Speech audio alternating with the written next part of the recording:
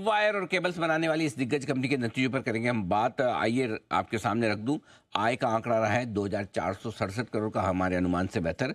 कामकाजी मुनाफा 241 करोड़ अनुमान के मुताबिक। मार्जिन 10% की उम्मीद थी, पौने 10% आए। मुनाफा 177 करोड़ की उम्मीद थी, 10% बढ़कर 165 करोड़ पर पहुंचा है। स्टेबल रिजल्ट दिख रहे हैं इस तिमाही में।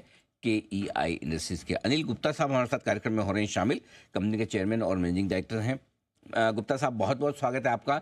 धन्यवाद हमें समय देने के लिए। सर, सबसे पहले बताएं और समझाएं, नंबर स्टेबल दिख रहे हैं ये तिमाही, क्या कुछ खास बातें रही इस तिमाही में आपके नतीजों को लेकर? थैंक यू अनिल जी, नमस्कार। मुझे इस शो में बुलाने के लिए। अ, इस तिमाही में एक्चुअली जो भी हमने पिछले फर्स्ट हाफ में जो भी ब्राउनफील्ड एक्सपेंशन अपने पथरेड़ी प्रोजेक्ट में और सिलवासा के चिंचपाड़ा प्रोजेक्ट में किए थे, वो सब कंप्लीट हो गए।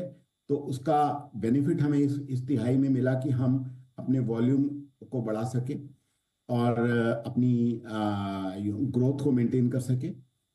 जहाँ तक मार्जिन का सवाल है, मार्जिन हमारे उम्मीद से रफली ½ % के करीब कम है, लेकिन ये काफ़ी वॉलेटिलिटी रही कॉपर और एल्युमिनियम के कमोडिटी के प्राइसेस में, और दूसरा एक्सचेंज रेट्स में, डॉलर काफ़ी ज़्यादा बढ़ गया।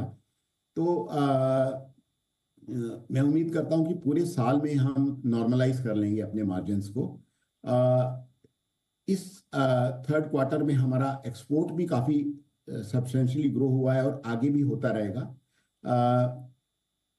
ऑर्डर बुकिंग अच्छी है, और जितने भी सेक्टर्स जिनमें हम काम करते हैं, specially energy sector, energy generation, transmission and distribution, सभी सेक्टर्स अच्छा कर रहे हैं। और इवन जो एनर्जी कंज्यूम करते हैं sectors, industries, real estate etcetera, वहाँ पे भी अच्छी ग्रोथ है। तो मैं समझता हूँ कि हमारे बिजनेस में अगले कुछ सालों तक बहुत अच्छा ग्रोथ मोमेंटम बना रहेगा। ठीक बात है।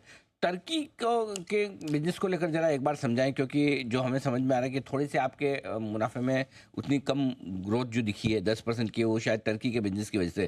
क्या वहाँ पर कहीं कोई थोड़े स्लो डाउन के संकेत है या थोड़ा धीमापन है सर? टर्की में तो हमारा कोई बिजनेस नहीं है, आई थिंक। ओ सॉरी, माफ कीजिएगा। टर्न की बिजनेस को लेकर आपकी जो ग्रोथ दिख रही है उस पर मैं आपसे राय लेना चाहता हूँ कि वहाँ पर 80% की डिक्लाइन आई है। बड़े जो EPC प्रोजेक्ट्स हैं आपके, उसको लेकर बताएं सर।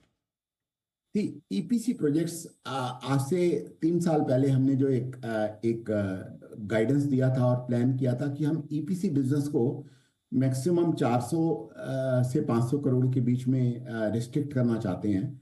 और जो हमारी टर्नओवर का 4 से 5% ही रहेगा, क्योंकि ये बिजनेस हमने डेवलप किया है, तो हम इसको पूरा एग्जिट नहीं करना चाहते हैं, क्योंकि इसमें वर्किंग कैपिटल साइकिल लंबा होता है। और ये एक प्लान्ड वे में ये डिक्लाइन आया है, बिकॉज हमने कोई नए प्रोजेक्ट्स बिड ही नहीं किए थे लास्ट ईयर। और यही रीजन है कि हमारा इसमें टर्नओवर डिक्लाइन हुआ है। बट हमने इस डिक्लाइन को वायर एंड केबल की ग्रोथ से अपनी ग्रोथ को मेंटेन किया है। ओके। केबल्स और वायर सेगमेंट में आपकी जो ग्रोथ है 20% की, वो आपके दूसरे कॉम्पिटिटर्स के मुकाबले में काफ़ी बेहतर दिख रही है। इसके पीछे क्या वजह है सर, ग्रोथ मजबूत होने की कोई खास वजह? नहीं, देखिए, कोई खास वजह नहीं है। मैंने आपको बताया कि हमारा एक्सपोर्ट काफी सब्सटेंशियली ग्रो हुआ है वायर एंड केबल का इस क्वार्टर में। और हमने जितने भी सेक्टर्स डोमेस्टिकली अच्छा परफॉर्म कर रहे हैं उनमें फोकस किया है, और अपनी ऑर्डर बुकिंग को मेंटेन रखा है इन सभी सेक्टर्स के अंदर। और तो मार्जिनली ही हम दूसरों से अपने कॉम्पिटिटर्स से बेटर हैं। और मुझे उम्मीद है कि जैसे जैसे हमारी नई कैपेसिटी आएगी प्रोडक्शन में, जो हमारे ग्रीनफील्ड प्रोजेक्ट आ रहे हैं सानन में, तो हमारा ग्रोथ शायद और फास्टर होगा। ओके। बहुत बहुत धन्यवाद गुप्ता साहब, आपने समय दिया और विस्तार से अपने नतीजों के बारे में आपने हमारे दर्शकों को बातचीत की और जानकारी दी। Thank you so much sir. जल्द आपसे फिर मुलाकात होगी। आइए इस बीच बढ़ते हैं